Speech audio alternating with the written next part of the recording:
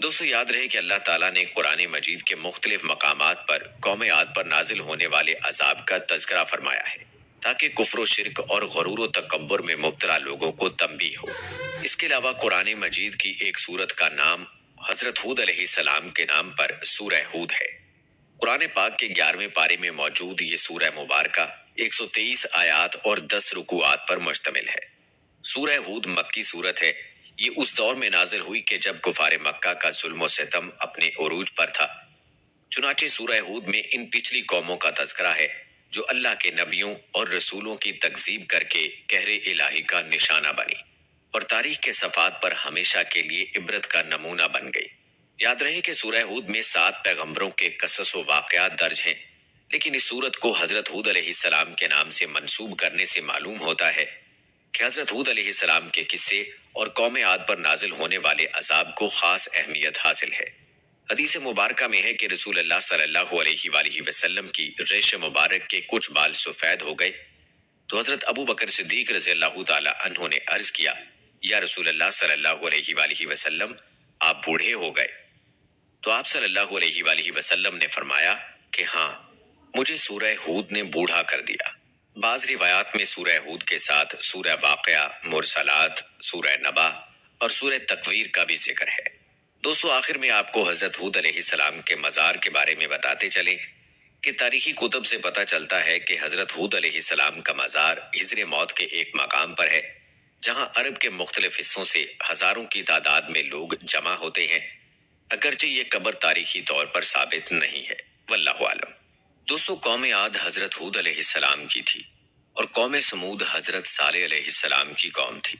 کہتے ہیں کہ قوم سمود اپنے عالی شان محلات، سرسبز و شاداب کھیت کھلیان، خوبصورت مرغزاروں اور نعمتوں کی فراوانی کے سبب غرور، تکبر اور سرکشی کے نشے میں چور تھے، اور چونکہ تکبر اور کفر کا چولی دامن کا ساتھ ہے تو یہ بھی ابلیس کے پیروکار بن گئے۔ حالانکہ کچھ ہی عرصہ پہلے قوم عاد پر قہر الہی کے مناظر ان کے سامنے تھے۔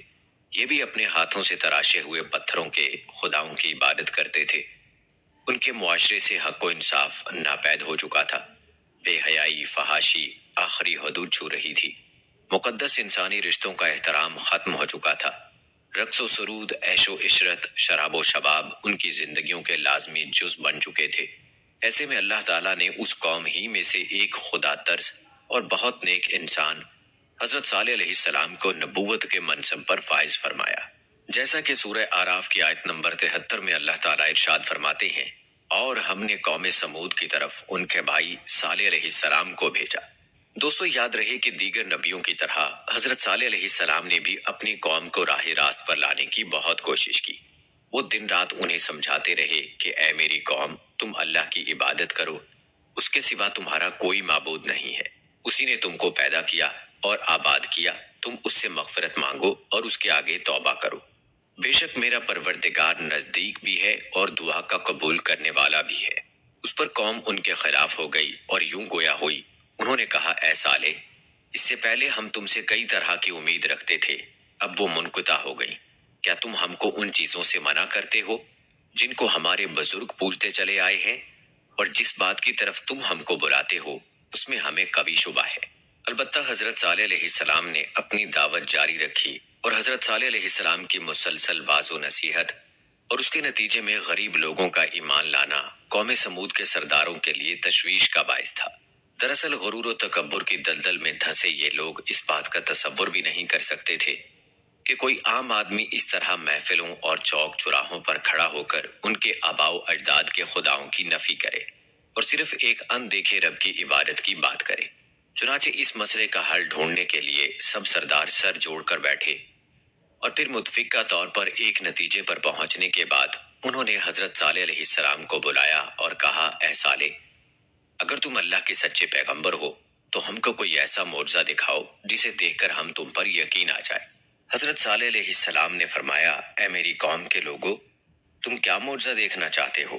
انہوں نے کہا کہ ہم چاہتے ہیں کہ یہ جو سامنے چٹان ہے اس میں سے ایک ایسی اونٹنی برآمد کرو جو گابن بھی ہو، بچہ دے، ہم سب کے لیے دودھ مہیا کرے اور اس میں فلاں فلاں خوبیاں ہوں۔ حضرت صالح علیہ السلام نے ان سے فرمایا، اگر میں تمہاری یہ شرط پوری کر دوں تو کیا تم اللہ پر ایمان لے آؤ گے؟ انہوں نے جواب دیا، ہاں، ہم تمہارے رب پر ایمان لے آئیں گے۔ حضرت صالح علیہ السلام نے اللہ تعالیٰ کے حضور گڑ گڑا کر دعا فرمائی اور اپنی قوم کی فرمائش پوری کرنے کی التجا کی۔ اللہ تعالیٰ نے اپنی نبی کی دعا قبول فرمائی اور دیکھتے ہی دیکھتے چٹان شک ہو گئی اور اس میں سے ایک طویل القامت خوبصورت اونٹنی برآمد ہوئی جس میں وہ سب خوبیاں تھیں جن کی قوم سمود نے فرمائش کی تھی۔ یہ محیر العقول منظر دیکھ کر قوم سمود لاجواب ہو گئی۔